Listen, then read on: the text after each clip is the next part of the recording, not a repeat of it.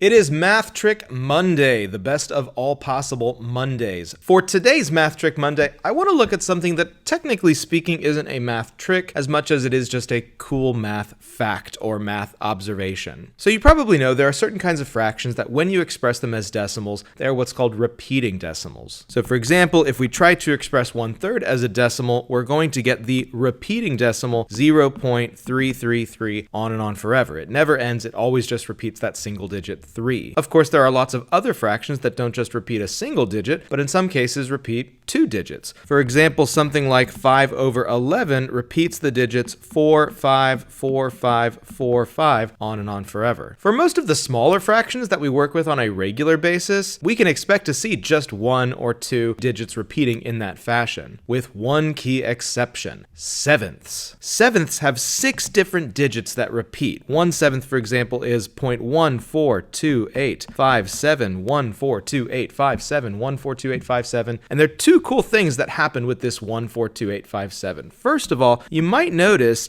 that if you chunk this into sets of 2 digits, it seems like they're growing roughly by a factor of 2. 14 times 2 is 28. 28 times 2 is almost 57. But that's not the only cool thing that's happening here. If we compute 2 sevenths, guess what we get? 0.285714, and then it repeats. If we compute 3 sevenths, we get 0.428571, and then it repeats. That is, you can tell 2 sevenths is just the same as the repeating decimal for 1/7, but beginning at the 28 and then cycling through 285714 and back to the original 2. Or for that matter, 3 sevenths is the same again as that original repeating decimal for 1/7, but beginning at the digit 4 and then cycling through 285714 and back to the original 4. In fact, this pattern continues for all the fractions over 7, and so you can quickly figure out what the repeating decimals are given just that initial decimal and a little bit of cleverness regarding whatever should be the first digit, that is the starting digit for your other repeating decimals. Like I said, not really a math trick in the traditional sense because there's not much we typically need to do with repeating decimals coming from fractions divided by 7, but there are certain math competitions that use this fact to lead to some cool approximations. That will have to wait for next week's Math Trick Monday, however.